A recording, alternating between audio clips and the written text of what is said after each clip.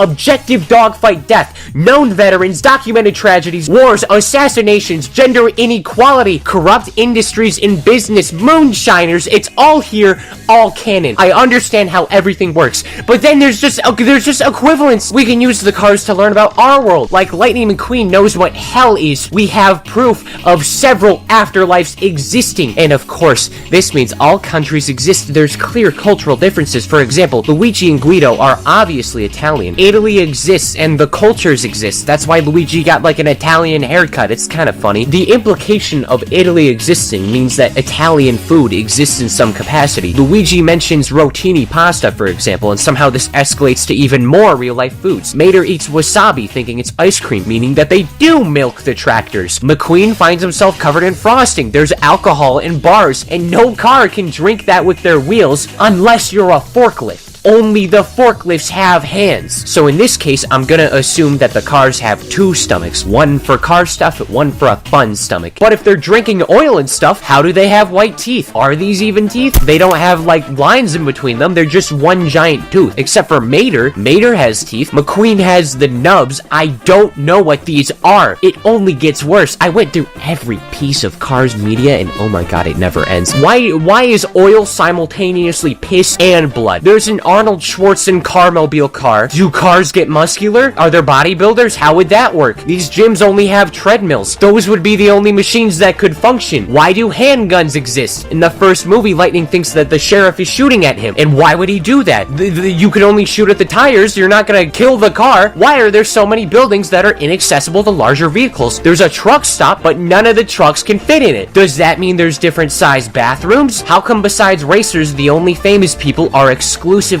cars? Why would the vehicles choose to let trains exist, and what purpose do they serve? If they get paid, what do they spend their money on? They can't go anywhere, or live anywhere, or do anything. If the space shuttles and rockets are sentient, what purpose do they serve? Can they even make it back to Earth? What do the space shuttles do when they're not in space? Can they breathe in space? Why does this car exist? This is a one-for-one recreation of Earth. How do companies still function? You can't do anything with like a computer or anything. How do they edit these little TVs and stuff? What's stopping all the non-cars from giving up from existing? Like, they can't really pursue any hobbies or free will. They're restricted to the sea or train tracks or all that stuff. Are none of the machines like Bob the Builder machines? Do they need construction stuff? None of it. None of it matters!